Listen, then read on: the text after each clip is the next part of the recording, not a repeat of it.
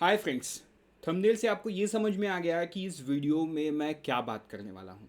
तो इस वीडियो में मैं नेशनल हाउसिंग बैंक का जो जनरल अवेयरनेस एनालिसिस है लास्ट 3 इयर्स का, वो मैं आपके सामने करने वाला हूँ सो that you get an idea कि कैसे एंड क्या एग्जामिनेशन में आता है एंड किस तरीके से आपको अपने प्रिपरेशन को स्ट्रेटेजाइज करना है। सो बेसिकली ये जो जीए स्ट्रेटेजी है ना, this is not something I am gonna give you, right? This is something that you will create because I will give you the analysis, right?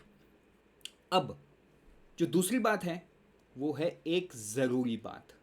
अब ये क्या ज़रूरी बात है ये मैं अभी नहीं बताऊंगा, ये मैं आगे चल के बताऊंगा। सो फ्रेंड्स, शुरू करते हैं हमारा video. Very good evening and welcome to XMB। तो first thing first, exam pattern. क्योंकि देखो, हमें अगर एग्जाम पैटर्न समझ में नहीं आएगा तो आगे हम पूरा वीडियो में हमारा समय को वेस्ट कर रहे हैं। ठीक है, तो एग्जाम पैटर्न में मैं आपको बात करूंगा जनरल अवेयरनेस की। ठीक, तो यहाँ पे 50 क्वेश्चंस आते हैं। तो देखो, इसमें साथ में कंप्यूटर नॉलेज की भी बात की गई। तो हमने ये देखा है कि कंप्यूटर कुछ 8 से 10 क्वेश्चन का कंप्यूटर होता है पेपर में। तो समवेयर अराउंड जनरल अवेयरनेस कितने मार्क का हुआ? ये हुआ 40 क्वेश्चंस का। मतलब रफ ऑन एन एवरेज आप इसे 40 मान के चल सकते हो। अच्छा, यहाँ पे देखो उन्होंने बोल दिया है with special focus on economy and banking. Economy and banking को उन्होंने स्पेशल फोकस रखा है, ये रहेगा ऑब्जेक्टिव। और यहाँ पे इसमें डिस्क्रिप्टिव इंग्लिश भी है जिसमें आपको लेटर राइटिंग एंड ऐसे आएगा। क्या क्या आएगा? लेटर राइटिंग एंड ऐसे। ठीक है, 30 मिनट्स का पेपर होगा ये। इसमें 2 क्वेश्चन आएंगे, मतलब 1 लेटर 1 ऐसे आपको लिखना है और इसमें 25 मार्क रहेगा। राइट, तो चलो, समय आ गया है एक ज़रूरी बात आपको बताने का। अभी मैंने देखो क्या बताया पिछले वाले स्लाइड में, डिस्क्रिप्टिव इंग्लिश की बात बताई। ठीक है, अब मैं आपको एक फ़ोटो दिखाऊंगा। तो ये फ़ोटो जो है ना, ये एक स्क्रीनशॉट है from the annual report of national housing bank. And आप देख पा रहे हो राइट हैंड साइड पे कौन बैठे हुए हैं? राइट हैंड साइड पे हैं none other than doctor Sanjeev Sharma sir, जो कि एज एन ईडी एनएचबी में काम कर चुके हैं। एंड आपको लग रहा है ये है ज़रूरी बात। आप तो सोच रहे हो कि ये क्या नया बात बता रही है, तो हमें पता है। तो ऑब्वियस सी बात है, मैं जानता हूँ, ये आप जानते हो। राइट, मैं ये नहीं बता रहा हूँ। तो सबसे ज़रूरी बात यहाँ पे ये है कि this sir would himself teach you descriptive English. ठीक है, doctor Sanjeev Sharma sir is a PhD from IIT। Right, PhD वो इंग्लिश में है। एंड आई डोंट थिंक इससे ज़्यादा उनके बारे में बात करने की ज़रूरत है, because this pictures will speak louder than my words, so I don't want to speak. चलो वापस आते हैं और इस ज़रूरी बात को पूरा करते हैं। डिस्क्रिप्टिव इंग्लिश कौन पढ़ाएगा आपको? Doctor Sanjeev Sharma sir. कब कब पढ़ाएंगे? एवरी फ्राइडे 6:30 PM को। राइट, बस यही ज़रूरी बात आपको मुझे बोलने की ज़रूरत थी। क्योंकि देखो, ऑब्जेक्टिव आप पढ़ लोगे, डिस्क्रिप्टिव में आपको डायरेक्शन चाहिए। Without direction descriptive can go in an unknown territory. अब ऐसा मैं क्यों बता रहा हूँ? देखो, ऑब्जेक्टिव में ना सही गलत आप बता सकते हो कि आपने सही दिया जवाब या गलत दिया। डिस्क्रिप्टिव में सही या गलत आइडेंटिफाई करना बहुत मुश्किल है कि कौन सा एग्जैक्टली सही जवाब है। राइट, तो जब इतने सीनियर फैकल्टी आपको गाइड करेंगे, they would bring you to the right direction, because it's about perception. आप ऐसे लिखते हो, दुनिया में और भी हज़ारों लोग ऐसे लिखेंगे। एग्जैक्टली कौन सा सही है ये कोई नहीं बता सकता, लेकिन आप ऐसे को किस तरीके से लिखते हो, किस तरीके के वर्ड्स को यूज़ करते हो, ग्रामेटिकल मिस्टेक कितने होते हैं या नहीं होते हैं, and how you put your thoughts, है ना, how you put your thoughts in the piece of paper. And ये कौन गाइड करेगा आपको? Doctor Sanjeev Sharma sir. बस यही एक ज़रूरी बात थी जो मुझे आपको बतानी थी। बाकी तो जीए स्ट्रेटेजी हम आगे बात करेंगे। तो देखो, आपको करना क्या है, जो NHB का प्रिपरेशन गाइड है, राइट, प्रिपरेशन गाइड में लाइव क्लास शेड्यूल भी दिया हुआ है।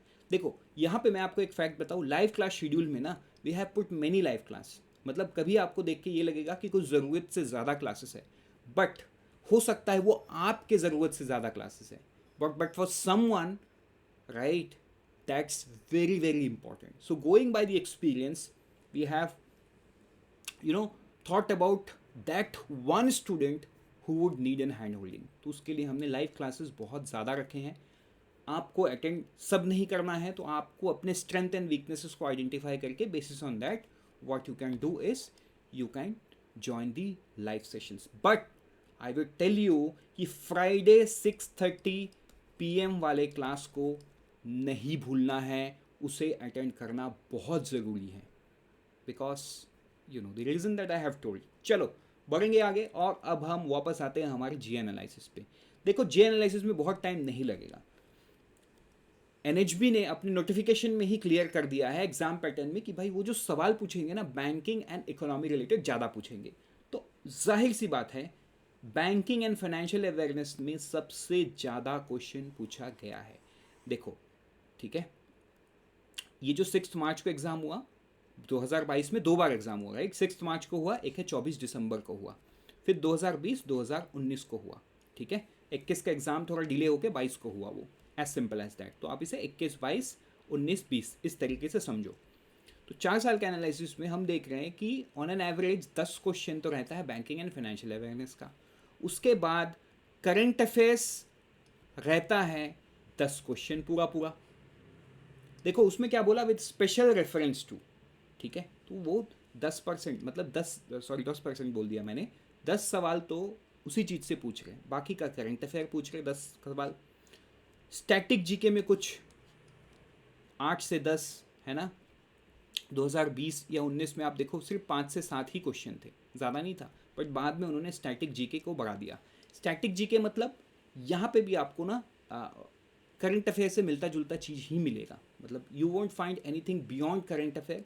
करंट अफेयर में जो चीज़ है उसी के रिलेशन में जो स्टैटिक बनता है वो स्टैटिक यहाँ पे पूछा गया है। एंड आई टेल यू यहाँ पे बीपीडिया का जो लर्न अलॉन्ग सेक्शन है that plays a very very important role if you are following बीपीडिया।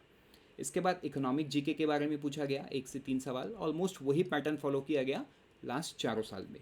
Books and author, awards, incentive schemes, ठीक है, इन सारों का सवाल 2 से 3 सवाल था। देखो ये तो मैं हमेशा बोलता हूँ, ये सारे ऐसे फ्रिंज टॉपिक से सवाल बनते ही बनते हैं, 2 से 3 सवाल है ना, सवाल आएंगे ही। इसके बाद the most important document that government released through out the year is economic survey and budget. तो इसमें से देखो बहुत कम सवाल आया, 2 से 3, कभी 1 से 2 सवाल, 1 से 2, 1 से 2, बहुत कम सवाल है इसमें, but yes importance is given to economic survey and budget as well. ठीक है, तो मैं बता दूं इकोनॉमिक सर्वे एंड बजट में हमारे पास टोटल 400 सब क्वेश्चन है। 400 क्वेश्चन आप कर लोगे ना, दुनिया में कोई भी सवाल कुछ भी पूछ ले इकोनॉमिक सर्वे एंड बजट का, आपको आंसर आएगा, दैट इज़ गारंटेड। ठीक है, चलो, बट पढ़ लो, रिवाइज कर लो, तभी आएगा, सिर्फ पढ़ने से नहीं आएगा क्योंकि उसमें आप भूल जाओगे। So revision is very very important here. ठीक है, चलो बढ़ेंगे आगे और एनालिसिस खत्म होता है। अब एक सवाल आता है, sir what should you do, आपको अब क्या करना है। देखो हमारे बीपीडिया में ये जो पहला 4 सेक्शन है ना, यहाँ पे आप नाबार्ड एंड एग्रीकल्चर को आप छोड़ दो। नाबार्ड एंड एग्रीकल्चर थोड़ा सा मतलब ये एग्ज़ाम से रिलेवेंसी थोड़ा कम है, तो आप शुरू का ये जो 3 सेक्शन है, ये पहला, ये दूसरा, ये तीसरा, ये 3 सेक्शन से ही जो शुरू का मैंने बताया 10 सवाल वो शुरू के सेक्शन से ही आएगा, या आई वुड से जो शुरू का 10 है ना वो यहाँ से ज़्यादा रहेगा। उसके बाद जो करंट अफेयर्स है आपको नेशनल इंटरनेशनल स्टेट्स है ना, रिपोर्ट्स, इंडेक्सेस, यहाँ से आपको 8 से 10 सवाल मिलेंगे।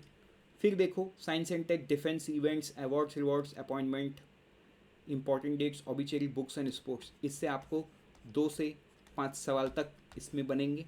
बाकी इकोनॉमिक सर्वे एंड बजट तो मैंने पहले ही बता दिया है। मतलब एक डॉक्यूमेंट, और जो स्टैटिक पार्ट है वो कैसे करें सर, वो भी बता दो आप। तो देखो हमारे बीपीडिया में ना what you will find is learn along, आप डाउनलोड करो, आपको समझ में आ जाएगा। ऑरेंज कलर में रहता है लर्न अलॉन्ग, तो इस कलर में जो भी लिखा हुआ है that is the static portion of that particular current news. तो आपको बहुत क्लैरिटी मिल जाएगा करंट अफेयर्स एंड आपका स्टैटिक पार्ट में भी। ठीक है, आगे बढ़ते हैं। और क्या करें, because many times you feel ना कि बस इतना सा करने से हो जाएगा, और क्या करें। देखो सबसे पहले ही मैंने बताया था based on your strength and weaknesses, आपको याद करो, अगर याद नहीं है तो वीडियो को थोड़ा पीछे लो, मैंने ये वर्ड को यूज़ किया है। क्या यूज़ किया है, स्ट्रेंथ एंड वीकनेस। ठीक है, तो देखो आपको ये स्ट्रेंथ एंड वीकनेसेस को पता चलेगा जब आप ये मॉक टेस्ट दोगे। पहला मॉक टेस्ट, दूसरा मॉक टेस्ट, तीसरा मॉक टेस्ट, चौथा मॉक टेस्ट ये लाइव होगा 14 अक्टूबर को। ठीक है, so we have updated the mock test. आप ये मॉक टेस्ट दो so that you get a fair idea where do you stand. With this we are done.